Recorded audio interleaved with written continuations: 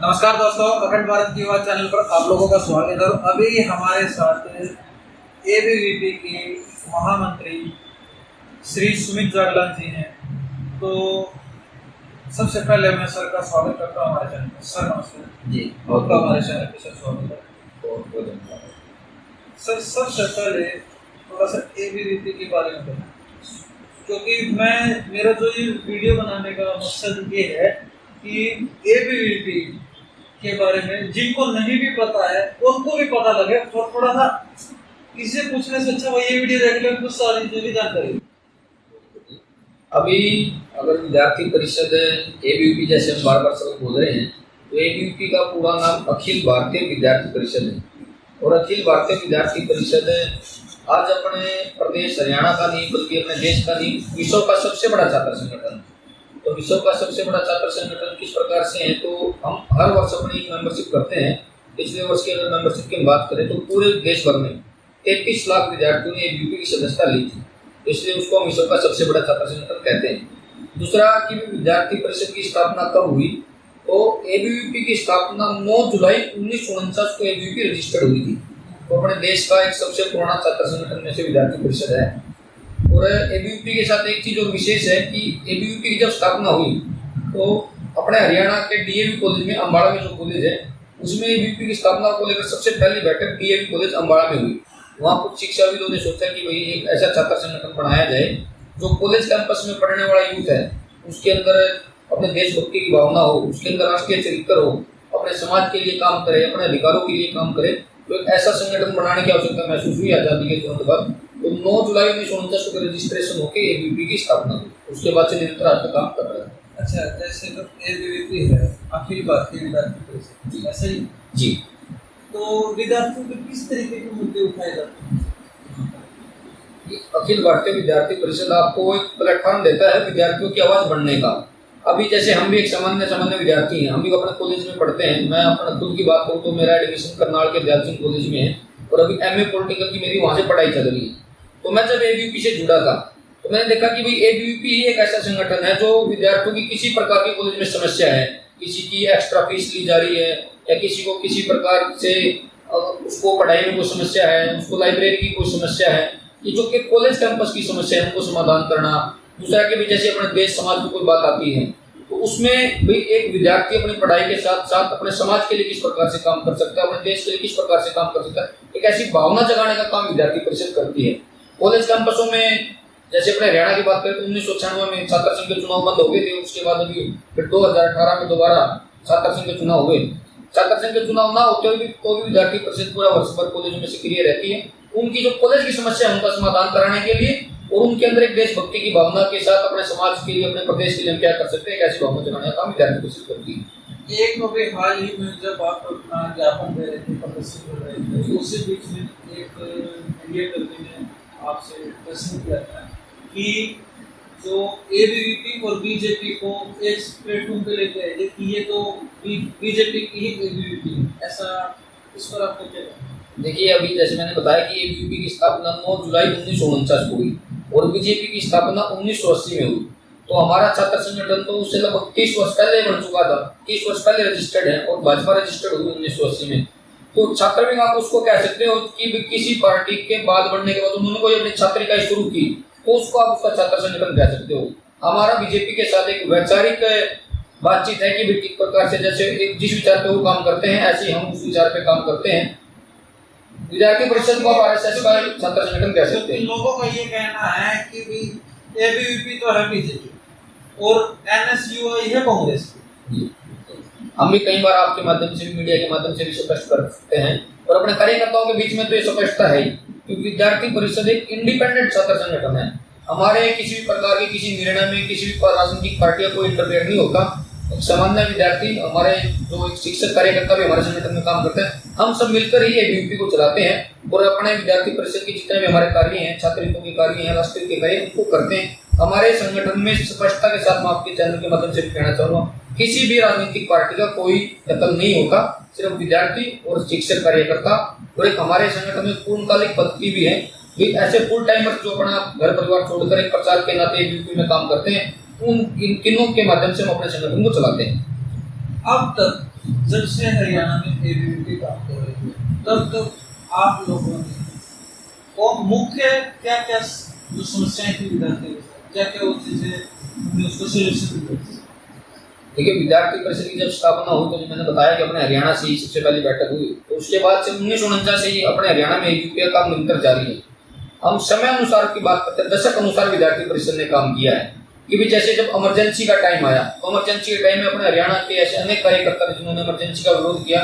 उस समय जो इंदिरा गांधी की सरकार ने इमरजेंसी के माध्यम से लोगों की आवाज को बंद करने का काम किया था, उसका विरोध किया। अपने हरियाणा में भी सैकड़ों कार्यकर्ता ऐसे थे जो मीसा कानून के तहत जेल में डाले गए। उन्होंने तो मीडिया पर भी बैन लगा, मीडिया पर भी बैन लगा था, मीडिया की भी आवाज बंद करने का काम उन्होंने किया था। तो ऐसे विद्यार्थी परिषद दशक अनुसार काम करती रही है। उसके बाद फिर जब एक विषय आया कि भाई भारत देश को भी परमाणु शक्ति संपन्न होना चाहिए, तो अपने हरियाणा के कार्यकर्ताओं ने उसमें कहा कि जब पूरा विश्व परमाणु शक्ति संपन्न हो रहा है तो अपने भारत देश को परमाणु शक्ति संपन्न राष्ट्र बनना चाहिए। तो उसके पश्चात हम देखते हैं कि पोखरण में परमाणु शक्ति का एक पहला परीक्षण हुआ, उसके बाद से भारतीय परमाणु शक्ति संपन्न देश हुआ। अभी लेटेस्ट अगर हम बात करें तो 2010 में विद्यार्थी परिषद ने एक विधानसभा घेराव का कार्यक्रम किया था। मुख्यमंत्री भूपेंद्र सिंह हुड्डा की सरकार थी और हरियाणा प्रदेश से लगभग 10,000 विद्यार्थी पूरे हरियाणा के अलग अलग कॉलेजों से चंडीगढ़ में गए, विधानसभा का घेराव करने का काम किया।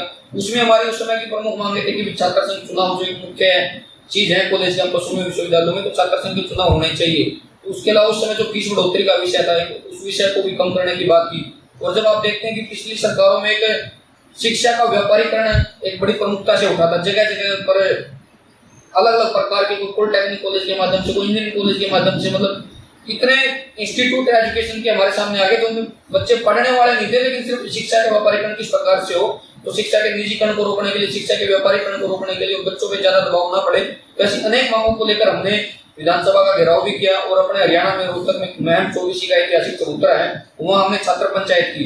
छात्र पंचायत में हरियाणा के क्या मुद्दे हैं, भी हरियाणा में जिस प्रकार जल संरक्षण की बात है, जिस प्रकार से अपनी बेटी बचाओ बेटी पढ़ाओ की बात है, अपने हरियाणा के लोकल मुद्दों के ऊपर भी अपने पूरे हरियाणा प्रदेश के विद्यार्थियों का क्या मत है, हरियाणा प्रदेश के छात्र नेताओं का उसमें क्या मत है, तो उस समय ये सब हमने किया।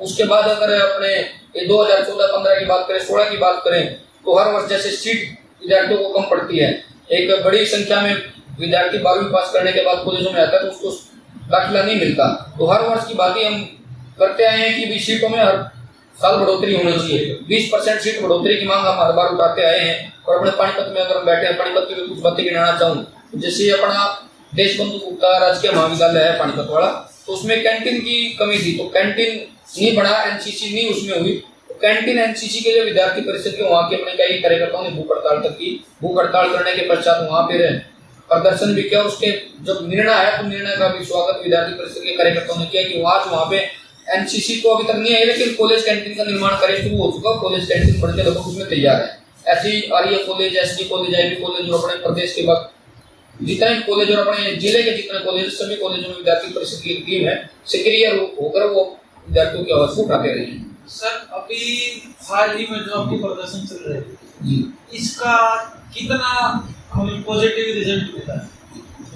अभी जैसे पीछे भी आप लोगों ने भी हमारे प्रदर्शन को कवर किया है, तो 11 सूत्रीय मांग पत्र हमने हरियाणा सरकार को सौंपा था। उसमें हमारी प्रमुख मांगे थी कि जैसे पिछले वर्ष जो विद्यार्थियों की फीस बढ़ाई गई थी, तो हरियाणा सरकार ने एक पत्र जारी करके कहा था कि 15 दिन में उस फीस को वापस लौटा दिया जाएगा, परंतु एक साल बाद भी फीस वापस नहीं हुई, तो उसको वापस दिलाने की हमारी प्रमुखता से मांग थी। दूसरा हमारी मांग थी कि जैसे अभी कॉलेज ऑनलाइन मोड पे चलेंगे, ऑनलाइन क्लास लगेंगी, तो कॉलेज के संसाधन का खर्च कम होगा, जैसे लाइब्रेरी का चार्ज है, हॉस्टल का चार्ज है, ट्रांसपोर्टेशन का चार्ज, इलेक्ट्रिसिटी का चार्ज है, ये सब चार्ज विद्यार्थी से नहीं लेने चाहिए, क्योंकि जब विद्यार्थी उन चीजों का उपयोग करेगा नहीं तो उसका वो खर्चा क्यों भरेगा।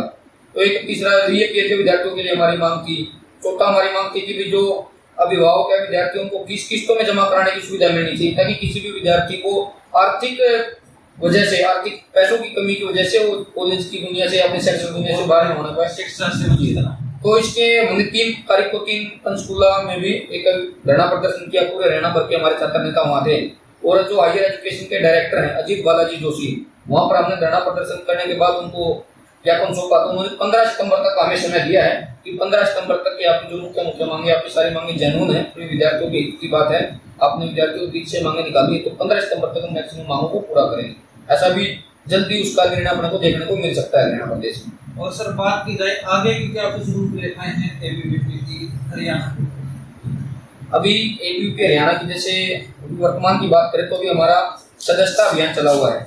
हम हर वर्ष कॉलेजों में क्लास में जाके अपनी मेंबरशिप करते थे, उसमें क्लास में अपना छात्र नेता जाते थे, अपने विद्यार्थी जाते थे, तो एक पर्ची के माध्यम से हम विद्यार्थियों की मेंबरशिप करते थे। परंतु इस बार जो कोरोना की परिस्थिति है तो क्लास तो लगी नहीं है और एक दूसरे से मिलना भी ठीक नहीं है इस प्रकार की परिस्थिति में, तो हमने ऑनलाइन मेंबरशिप की बार शुरू की है। उसमें www.abvp.org/join इस लिंक के माध्यम से हम सदस्यता करा रहे हैं। अभी जैसे हमारी सदस्यता पूरे हरियाणा प्रदेश में होगी, उसके पश्चात हम पूरे हरियाणा के कॉलेजों में और विश्वविद्यालयों में अपनी इकाइयों का गठन करेंगे।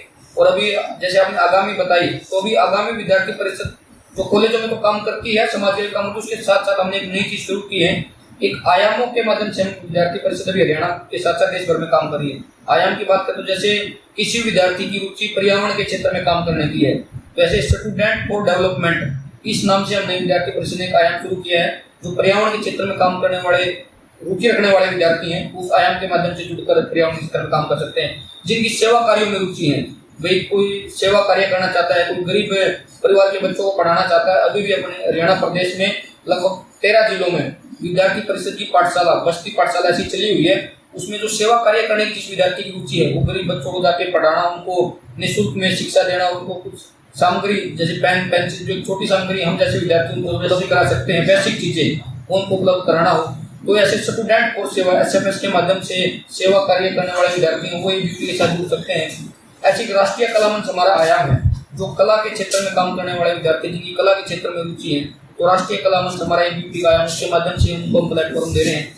मतलब हम जो मेडिकल के विद्यार्थी हैं उन्हें मेडिविजन के नाम से हम काम कर रहे हैं। जैसे अपना हरियाणा प्रदेश कृषि बहुल प्रदेश है, लगभग सभी किसान परिवारों से जुड़े हुए हैं और कृषि आधारित अपना प्रदेश है, तो भी खेती बाड़ी का किस प्रकार से अच्छा हो सकता है, हम किसानों के लिए क्या अच्छा कर सकते हैं, और एक किसान का बच्चा, किसान की आवाज कैसे बने, तो एग्रीविजन आयाम के माध्यम से भी एबीवीपी ने शुरू किया है कि हम किसानों के बीच में भी काम करेंगे। तो एक बड़ा स्वरूप देने का काम विद्यार्थी परिषद कर रही है और जिसकी जिस अनुसार रुचि है उसी फील्ड में काम करने का मौका विद्यार्थी परिषद हरियाणा में सबको देगी। अभी सर अभी आपने बताया कि ऑनलाइन क्लासेस चल रही कॉलेजों पे जी, तो आज ही मेरे पास एक न्यूज आई है कि अभी गवर्नमेंट एक सर्वे कर रही है 9 to 12 जो स्कूल का है विभाग बोल रहा है कि जो 9वीं से 12वीं तक के बच्चे हैं उनके अभिभावकों का फीडबैक लिया जा रहा है, और यदि वो 60% अबोव या 60% मिला तो वो स्कूल क्लासेस लगेगी।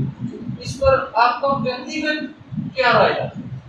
इसमें देखिए, कल मैंने भी न्यूज पढ़ी है, रात न्यूज पेपर में भी आई है कि सब इच्छा के आधार पर भी आपकी स्वेच्छा क्या है। अगर आप पढ़ना चाहते हो तो 9 to 12 की क्लास अभी लगनी स्टार्ट होंगी। अगर आपकी इच्छा, आपको लगता है कि मेरे क्षेत्र में कोरोना के केस नहीं है, अगर मेरे को सेफ्टी मेरी अच्छी है, तो अभिभावक अपने बच्चों को स्कूल में भेज सकता है।